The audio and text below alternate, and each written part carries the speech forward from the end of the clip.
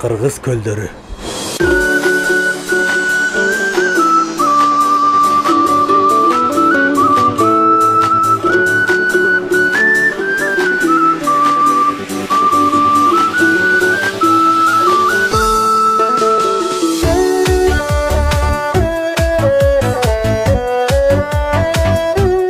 Көлдөрдүн пайда болушунун бир канча жолдору жана типтери бар. Маселен, тектоникалык көлдөр, мөңгү көлдөрү, мореналык көлдөр, карсттык жана вулкандык көлдөр болуп бөлүнөт. Биздин өлкөдө вулкандык көлдөр дээрлик кездешпейт.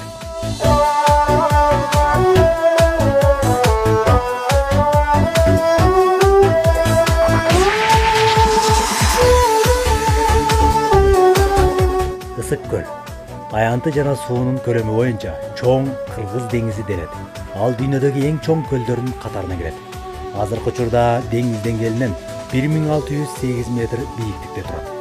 Көлдүн орточо тереңдиги 278 метр жана эң терең жери 668 метр. Ысык көл түндүктөн түштүккө 58 чакырымга, ал эми батыштан чыгышка 182 чакырымга созулат. Ысык көл келип чыгышы боюнча тектоникалык типтеги көл. Өрөөндү курчаган кыркатоолордон Тескей жана Күнгөй Алатоо агып түшкөн суулар көлдүн чанагын толтурган. Бир мезгилде көлдүн аянты азыркыдан да абдан чоң болгон. Төмөндөп, кийин кайрадан көтөрүлгөн. Азыркы учурда анын деңгээли ылдыйлап бара жатат.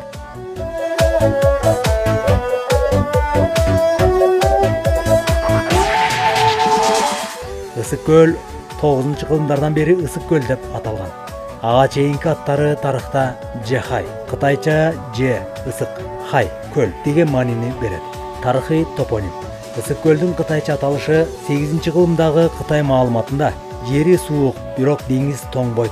Ошондуктан аны Ысык деңиз деп аташат деп жазылган. Байыркы жана орто кылымдарда Ысык көлдү Кытай адабиятында Тянчи, Цинджи, Ехе, Суйе Шуй, Янхай, Жехай деп аташып, 18-20 кылымдарда Тускуль, Жехай, Темурту Нор деп келишкен. Ал эми Ысык көл деген кыргыздын байыркы тилинен келип чыккан. Ысык деген биринчи компоненти сын атоошту эмес, ыйык, кооз, жакшынакай деген маанини берет.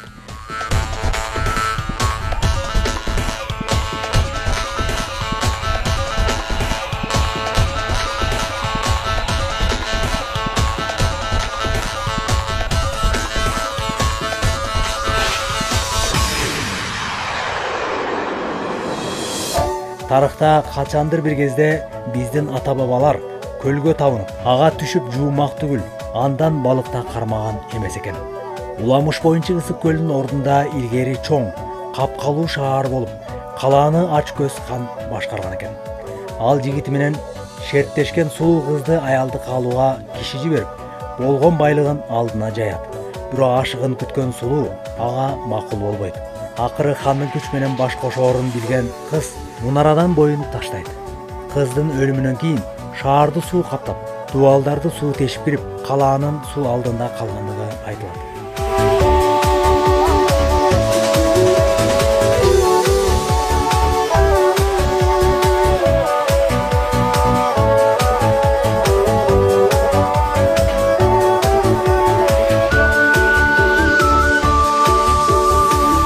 Соң көл.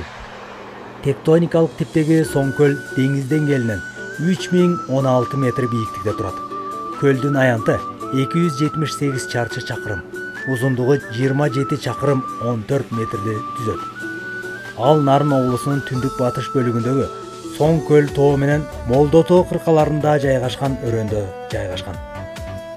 Соң көлдүн табияты кол тийбеген ары сырдуу, ары кооз. Суунун өңү аба ырайына жараша куулуп турат. Айрым маалыматтарда аталышы Жакшынакай көл дегенди билдирет. Кыргыз тилинде айрым тыбыштар муундар түшүп же башка тыбышка өтүп кетет. Ошол сыяктуу сөздүн биринчи компоненти сонун деген сөздүн кыскарган формасы болушу мүмкүн. Дагы бир варианттарда соно сөзүнөн келип чыккан. Ак куунун баласын бизде соно деп аташкан. Соң көлгө ак куулар көп учуп келип, жайкысын сүзүп жүрүшкөн. Муну менен бирге Соңкөлдүн этимологиясын акыркы Соңку көл деп да чечмелегендер жок эмес. Соңкөлдүн суусу мөңгүдөн куралгандыктан аны ичсе болот. Уламыш боюнча илгери Теңир тоого бир хан келип отурукташып, ал жергиликтүү элге оор салыкты салат. Кыз келиндерди күч менен тартып алып, ордого кызматка алат. Ага чыдабаган баатыр жигиттер залим ханга каршы чыкканы менен ал жетпейт. Ошондо молдо, бүү бакчылар чогулуп дуа окуп, катуу жер титиреп, Зулум хан ордосу жана аскерлери менен жер алдына кирип кетет. Ошентип анын ордуна таза Тунук көл пайда болот. Ошол күндөн бери Соңкөл залим хандан жабыр тарткан элдин кыз келиндерин көз жашынан пайда болгон көл деп айтылып келет.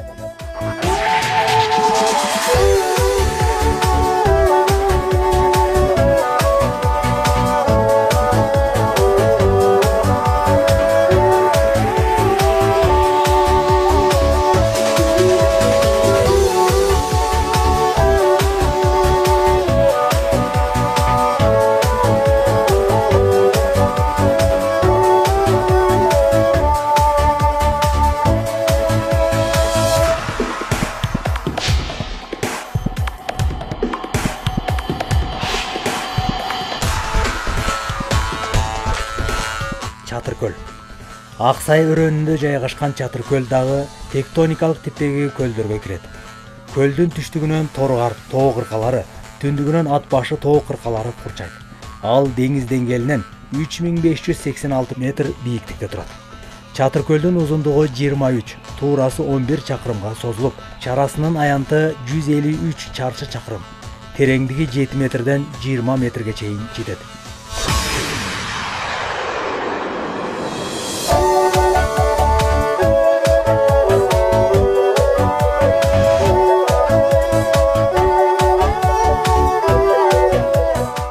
Чатыркөлдүн аталышына токтолсок, ошол жердеги бел же ашуудан караганда көлдүн формасы тигилип турган чатыр сыяктуу көрүнүп турат. Мына ошол көрүнүштөн улам анын аты ушундайча аталып калган жайы бар.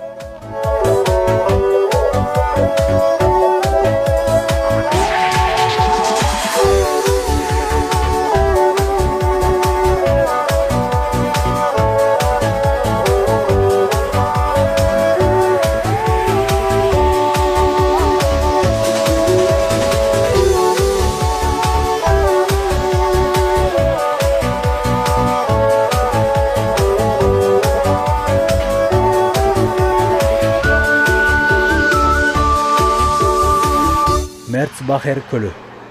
Көлдөрдүн арасында кызыгууну жаратканы Борбордук Тянь-Шандагы Сары жаздын жайлоосунда жайгашкан деңиз деңгээлинен 3304 метр бийиктиктеги Мерцбахер көлү болсо керек. Ошол жакта Хан Теңир чокусунан Эңилчектин өрөөнү менен 60 чакырымга созулган мөңгү кетет. Ал Эңилчек өрөөнүнүн батышында Түштүк Эңилчек мөңгүсүнүн этек бөлүгүндө жайгашкан. Узундугу 2-3 чакырым, туурасы 1,1 чакырым, аянты 4 чарчы чакырым, тереңдиги 60-70 метрди түзөт. Байлатмасы мөңгү менен тосулуп, андан омурулуп калган муз сыныктары, айсбергдер көлдүн үстүндө калкып жүрөт. Көл жалпысынан 2-ге бөлүнгөн. Өйдө жагын муз каптап, ылдый жагы суу болуп агып турат.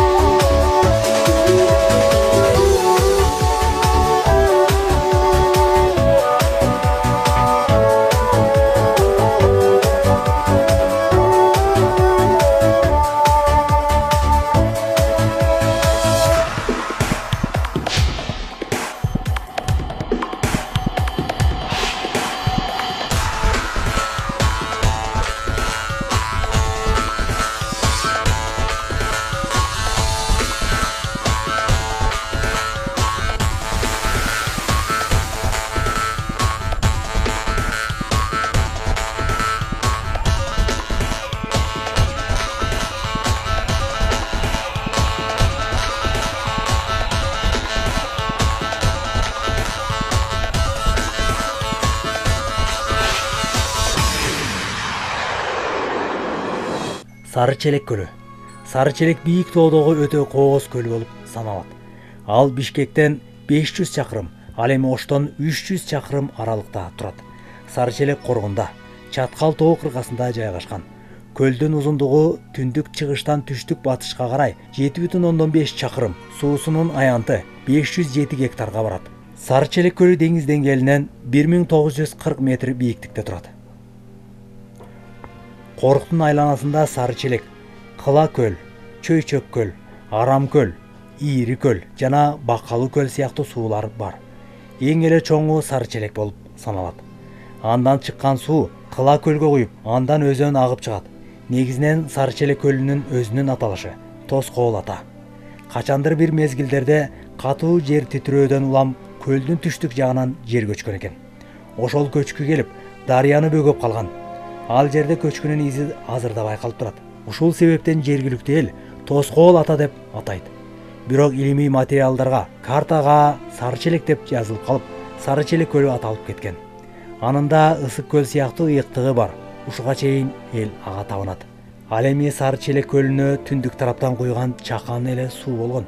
Сары Челек тууралуу эл ичинде көптөгөн уламыш айтылып жүрөт. Алардын биринде азыр көл турган жай илгери сай болуп, анын суусу элди каптаары жөнүндө пайгамбар түш көрөт. Жаратканың чын болсо, пенделериңди сакта деп жалынганда, көлдүн сыртында калган аркыт жери өзүнөн өзү оодарылып, сайдын оозун тосуп, сел токтоп калган экен.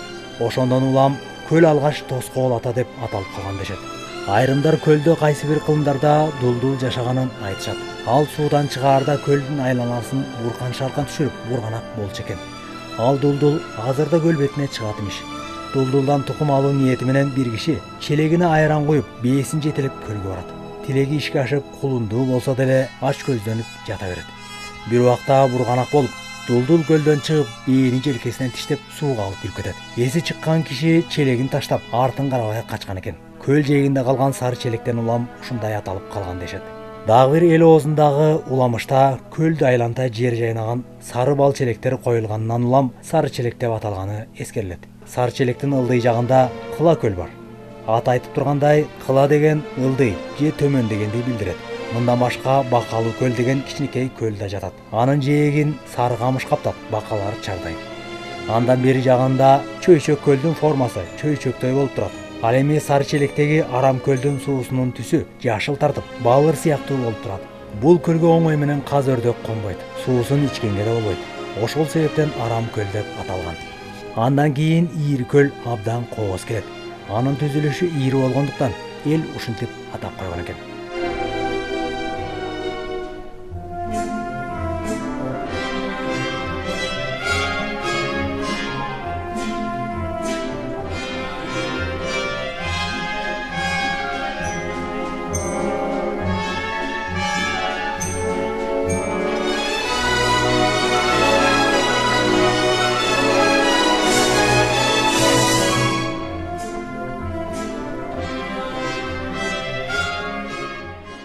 Көл суу.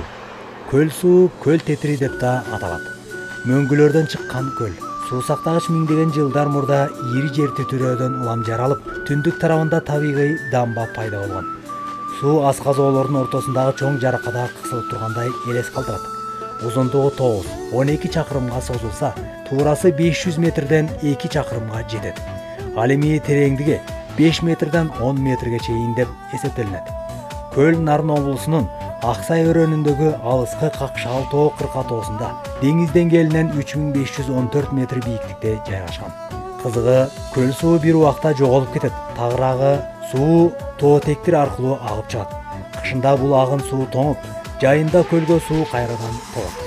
Жергиликтүү тургандардын байкоосу боюнча, кыш жылуу болуп, кар аз жааса, жайкысын көлгө суу толбой калат. Дагы бир өзгөчөлүгү, көлдүн түбү тунук болуп турганда жер астындагы үңкүрлөрдү көрүүгө мүмкүн. Суусунда балык жок болсо да, аймагында жапайы жаныбарлар, анын ичинде карышкыр, аюу, илбир сөңдүү жырткычтар жашайт. Ошондой эле көл өңү менен да арбап турат. Күндүн тийишине карап түсү ачык көгүш же жашыл болуп өзгөрүп турат. Көл суу Кыргызстандагы эң кооз тоо көлдөрүнүн бири деп саналып, соңку жылдары көп туристтерди тартып баштаганы байкалууда.